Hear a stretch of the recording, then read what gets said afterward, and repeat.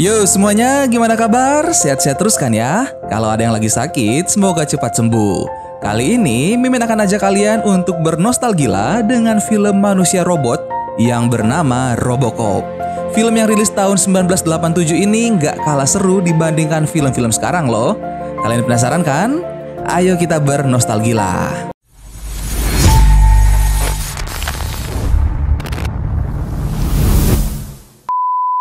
Film diawali dengan menampilkan tayangan-tayangan kriminal dalam sebuah acara TV Media Break yang dibawakan oleh presenter yang bernama Casey Wong dan Jess Perkins. Casey membawakan berita utama yang berisi tentang ancaman konfrontasi nuklir di Pretoria, Afrika Selatan.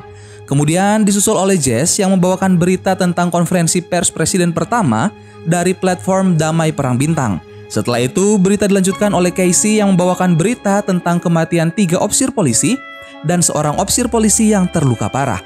Atas kejadian tersebut, pimpinan polisi menyalahkan Omni Consumer Products atau OCP, perusahaan yang mengelola dan mendanai Departemen Kepolisian Detroit.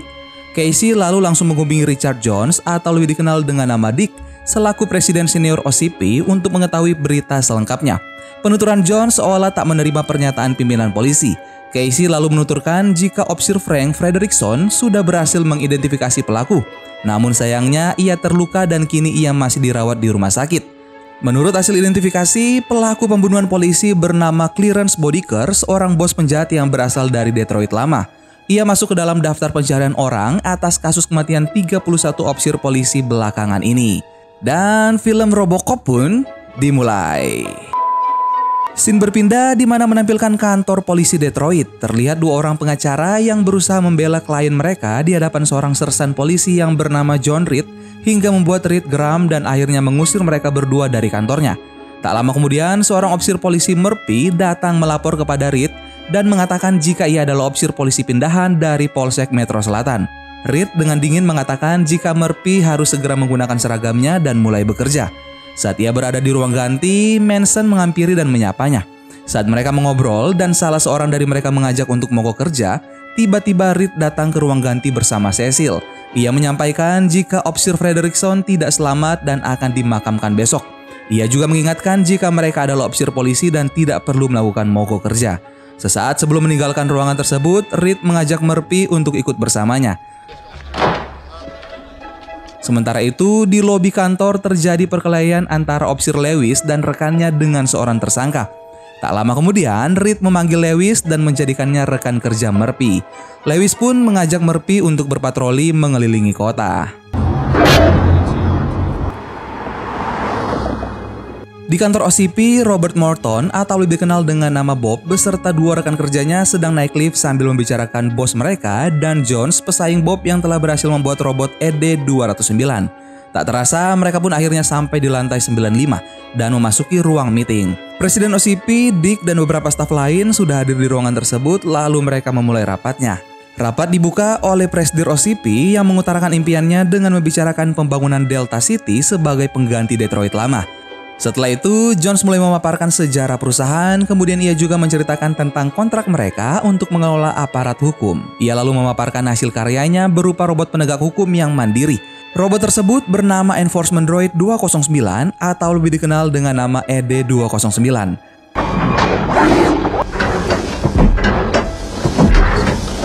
Dick memerintahkan Kinney untuk memancing cara kerja ED-209 dengan menggunakan pistol yang diarahkan kepada robot tersebut.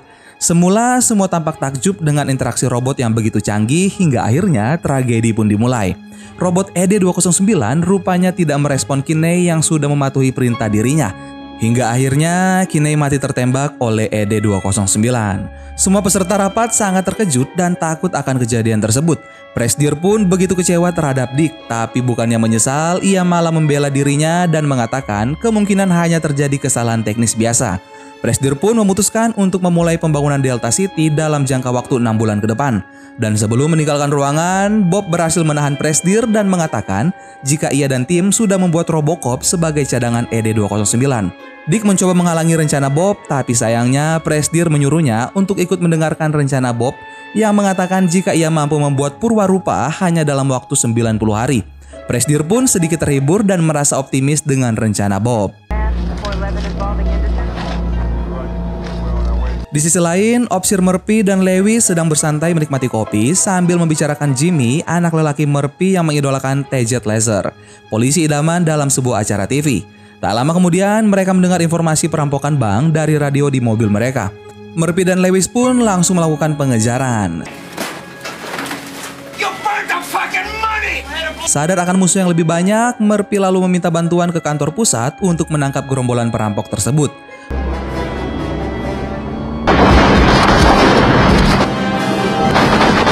Baku tembak pun sempat terjadi, tapi sayangnya mereka kehilangan jejak karena clearance pemimpin perampokan di van tersebut melemparkan salah satu anak buahnya yang tertembak ke mobil mereka.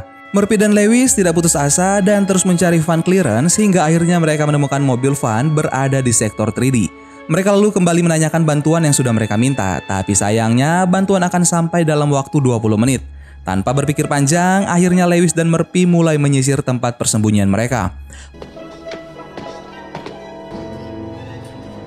Lewis melihat Joe dan berusaha menangkapnya, tapi sayangnya Lewis terkecoh dan akhirnya jatuh pingsan karena terpukul oleh Joe. Sementara itu, Murphy mulai mendengar obrolan mereka dan melihat kedua penjahat yang sedang menonton TV. Murphy berhasil menembak salah satu dari mereka dan mencoba menangkap Emil. Tapi sayangnya, Murphy tidak menyadari jika ia sudah dikepung oleh anak buah clearance yang lainnya. Your ass is mine. Well, what have we here? Naasnya, Murphy ditembak secara membabi buta, sementara Lewis hanya bisa melihat Murphy dari balik ruangan. Ketika para penjahat mulai meninggalkan Murphy, Lewis lalu menghampirinya dan membawanya ke rumah sakit. Tapi sayangnya, nyawa Murphy tidak tertolong. Scene berpindah ke laboratorium milik Bob. Terlihat ia dan timnya sedang bereksperimen sebuah robot polisi. Hari demi hari mereka lalui demi menyempurnakan karya mereka. Hingga tiba satu waktu, hasil karya Bob dan tim dipresentasikan di hadapan presidir dan staf lainnya. Tak berserang lama dari situ, Bob dan tim membawa robot polisi mereka ke kantor polisi Detroit. Sersan Reed mencoba menghalangi kedatangan mereka, tapi Bob tak menghiraukan Reed dan kembali meneruskan pekerjaannya. Beberapa saat kemudian, robot polisi bernama Robocop memasuki salah satu sel yang kosong dan dijadikan tempat tinggalnya. Beberapa polisi yang penasaran berlari mengikuti kemana Robocop pergi. Bob kemudian menginstruksikan perintah-perintah dasar Robocop hingga akhirnya Bob dan timnya meyakini jika Robocop sudah siap beroperasi. Di sisi lain, Lewis beserta beberapa polisi lain sedang berlatih menembak. Tiba-tiba pandangan Lewis teralihkan oleh tembakan yang dihasilkan oleh sebuah pistol super. Lewis dan polisi lain kemudian penasaran dengan penembak tersebut. Ternyata ia adalah Robocop yang sedang diuji oleh Bob dan tim. Lewis kemudian terpana ketika ia melihat aksi Robocop setelah selesai menembak yang memutar pistolnya persis seperti mantan rekannya Murphy. Bob lalu mengajak Robocop untuk mengikutinya dan ia diberi sebuah mobil untuk berpatroli. Di sisi lain, di sebuah supermarket telah terjadi perampokan. Kedua penjaga toko yang sudah ketakutan mencoba untuk tetap tenang dan melakukan apa yang perampok itu perintahkan. Tak lama kemudian, Robocop yang sedang berpatroli datang dan memberi pelajaran kepada penjahat tersebut. Setelah itu, ia pun lalu kembali melanjutkan patrolinya. Tapi lagi-lagi kejahatan terjadi di tengah kota. Terlihat kedua penjahat sedang berusaha mengganggu seorang wanita.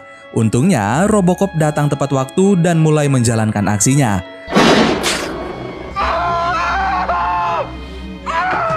Setelah semua aman, Robocop kembali berpatroli dan tiba-tiba ia mendengar informasi jika telah terjadi tindakan kejahatan di sektor 6. Hingga mengharuskan semua unit polisi untuk menutup persimpangan dekat balai kota. Di sana terlihat banyak polisi yang sudah mengepung gedung dan beberapa media massa yang mulai menyiarkan berita langsung dari tempat kejadian. Rupanya, Ron Miller yang merupakan mantan anggota dewan sedang menyandra wali kota Gibson beserta staf dengan menodongkan pistolnya. Sementara sang pembawa acara menanyakan langkah selanjutnya kepada letnan yang memimpin misi tersebut, Robocop ternyata sudah berada di tempat itu. Dan saat media massa menyadari kehadiran Robocop, mereka melontarkan banyak pertanyaan kepadanya. Tapi Robocop tidak menghiraukan pertanyaan-pertanyaan tersebut dan ia terus berfokus untuk menyelesaikan tindak kejahatan yang ada di hadapannya. Sang letnan yang melihat aksi Robocop lalu mengalihkan perhatian Miller dengan menanyakan keinginannya. Miller sangat menginginkan jabatannya kembali seperti dulu. Ia juga mengungkapkan beberapa keinginan lainnya. Perhatian Miller yang terbelah membuatnya tidak menyadari jika Robocop sudah mengincarnya. Miller yang merasa dibohongi oleh ucapan letnan lalu berusaha menembak salah satu sandranya. Tapi tiba-tiba Robocop menyergapnya dengan sigap lalu melemparnya keluar gedung. Heroic Robocop sudah ditayangkan ke seluruh kota melalui media televisi dalam acara Media Break.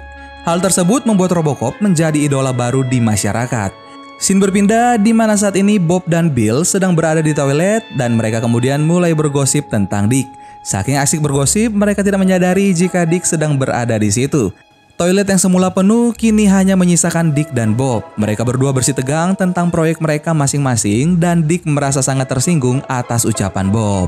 Di sisi lain, di dalam sel, Robocop yang sedang duduk tiba-tiba mengingat masa lalunya ketika ia sedang ditembak habis-habisan oleh Clarence dan anak buahnya.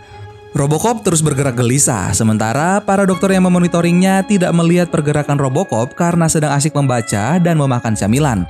Tiba-tiba saat salah seorang dokter melihat monitor, ia merasa jika ada sesuatu yang tidak biasa terjadi pada Robocop karena ia tiba-tiba pergi begitu saja meninggalkan sel tersebut. Semua staf yang menangani Robocop begitu kebingungan. Dan saat Roosevelt melihat hasil monitoringnya, ia lalu memerintahkan anak buahnya untuk segera menghubungi Bob. Di sisi lain, Robocop terus berjalan hingga akhirnya ia berpapasan dengan Lewis yang meyakini jika Robocop adalah Murphy. Lewis mengenalkan dirinya lalu ia menanyakan nama asli Robocop. Tapi sayangnya ia tidak merespon pertanyaan tersebut hingga akhirnya Lewis memanggilnya Murphy karena ia sangat meyakini jika Robocop adalah Murphy. Robocop pergi meninggalkan Lewis karena ia mengatakan jika di suatu tempat kejahatan sedang terjadi. Dan di sisi lain, Bob yang baru tiba kemudian mencurigai Lewis karena sesaat sebelum Robocop pergi, Lewis berbicara dengan Robocop. Bob kemudian memperingatkan Reed tentang kejadian tersebut karena Robocop merupakan program rahasia OCP. Scene berpindah memperlihatkan Emil yang sedang mengendarai motornya ke sebuah pom bensin. Emil menodongkan pistolnya ke penjaga toko yang masih asik membaca buku. Emil kemudian meminta penjaga toko untuk mengisi bensinnya dan ia mulai mengolok-olok penjaga toko tersebut. Emil tidak menyadari jika Robocop sudah berada di belakangnya dan menyuruhnya untuk menjatuhkan senjatanya. Emil merasa ia mengenal Robocop dan ia mengatakan jika ia dan teman-temannya sudah membunuhnya tempo hari. Karena Emil merasa takut, ia langsung menembaki Robocop dan berusaha untuk pergi melarikan diri. Emil melemparkan puntung rokok agar pom bensin tersebut meledak dan menjebak Robocop dalam kobaran api. Tapi untungnya Robocop tak terluka sedikit pun dan malah menembaki motor Emil hingga membuatnya terjatuh. Who are you? Robocop kemudian pergi dari situ dan masuk ke pusat data di kantor polisi Detroit. Ia memasukkan data Emil ke dalam komputer dan mencari tahu siapa sebenarnya Emil. Ia kemudian mencari orang yang pernah terlibat dengan Emil, lalu ia menemukan Nash, Joe, Steve, dan Clarence. Saat Robocop melihat wajah Clarence, ia langsung mencari data korban Clarence dan langsung mencari nama Murphy karena Lewis sempat memanggil Robocop dengan nama Murphy. Robocop kemudian menyimpan data tentang Murphy karena ia begitu penasaran dengan Murphy. Robocop kemudian mendatangi alamat rumah Murphy dan ia tidak bisa mengingat keluarganya, tapi ia bisa merasakan jika ia pernah berada di setiap ruangan di rumah tersebut. Wow. Can you do that, Dad? Tak lama kemudian, Robocop tiba di sebuah diskotik dan langsung mencari Nash. Robocop kemudian menanyakan di mana keberadaan Clarence. Di sisi lain, Bob yang sedang berada di rumahnya didatangi oleh Clarence yang langsung menembaki kaki Bob, sementara Bob sama sekali tidak mengetahui siapa Clarence dan tidak tahu mengapa ia ditembaki. Bob memohon kepada Clarence untuk membiarkannya hidup, tapi Clarence tak memberi ampun dan memutarkan video Dick yang sangat terhina oleh Bob tempo hari. Clarence adalah pembunuh bayaran yang diperintah Dick untuk menghabisi dirinya. Clarence lalu mengaktifkan bom waktu dan meninggalkan rumah Bob.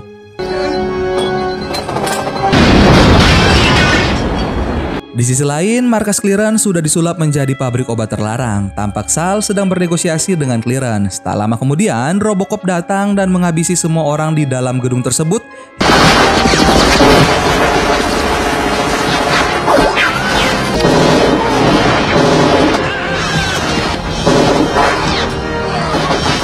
Hingga tersisa Clarence. Ia menyiksa Clarence hingga babak belur dan mendesak. Di sisi lain, di kantor polisi Detroit, Reed sedang memarahi anak buahnya yang menginginkan mogok kerja karena dalam seminggu terakhir sudah 5 anggota kepolisian yang tewas. Dan tiba-tiba Robocop datang membawa Clarence dengan tuduhan pembunuhan kepada para polisi. Lewis yang tak asing melihat wajah Clarence kemudian semakin penasaran kepada Robocop. Clarence lalu menghubungi Dick dan memintanya untuk membebaskan dirinya. Sementara Robocop yang sudah mengetahui semua dalang masalah adalah Dick, lalu mendatangi kantor OCP dan langsung menuju ke ruangannya. Saat Robocop mencoba menangkap Dick, tiba-tiba tubuhnya tak bisa bergerak. Hal tersebut dikarenakan Robocop sudah diprogram untuk tidak bisa menentang perintah pejabat OCP. Dick kemudian mengeluarkan ED-209 untuk melenyapkan Robocop. Pertarungan antara Robocop dan ED-209 pun tak bisa dihindari.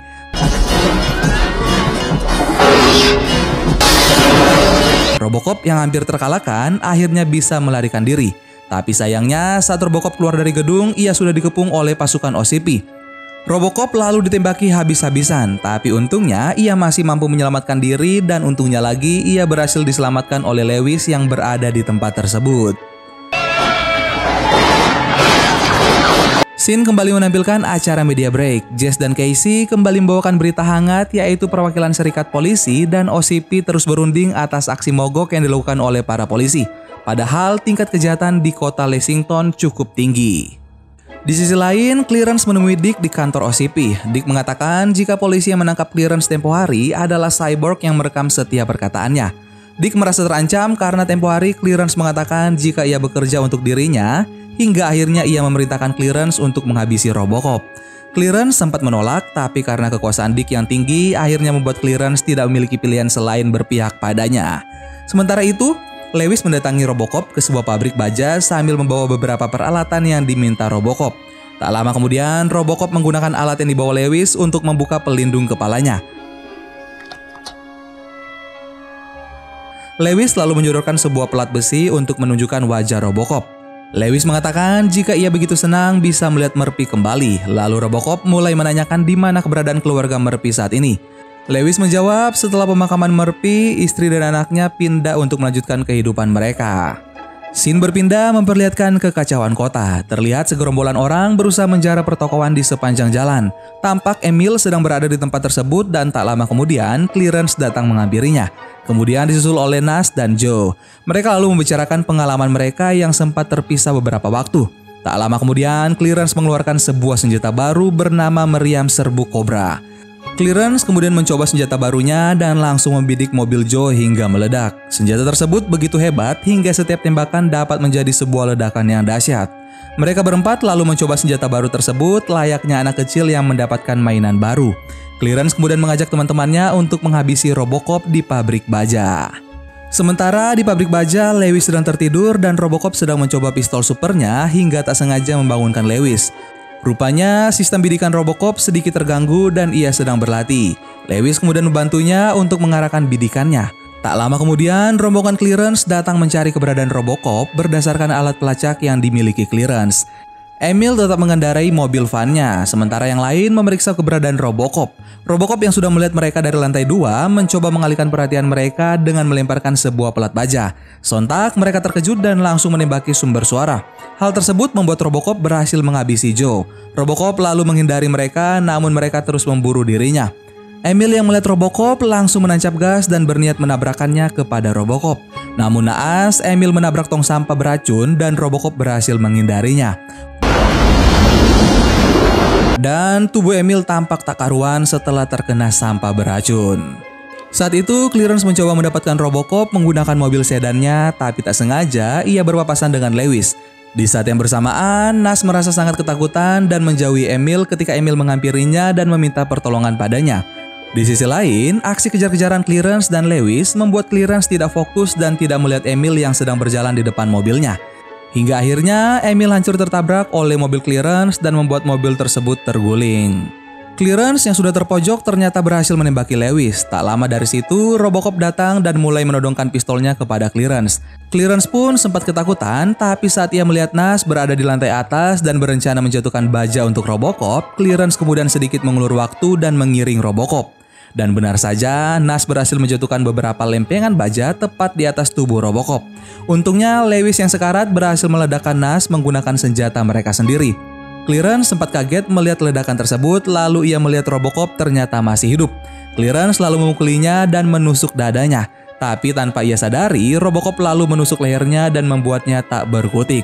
Setelah itu, Robocop lalu berusaha menyingkirkan baja yang menimpa tubuhnya tersebut.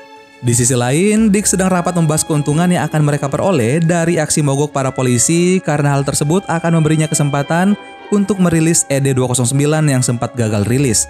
Sementara itu, di luar gedung OCP datang sebuah mobil polisi yang dikendarai oleh Robocop. Ia kemudian dihadang oleh ED-209 yang menyatakan jika Robocop memarkir kendaraan tidak pada tempatnya. Robocop lalu menembak ED-209 hingga hancur berkeping-keping.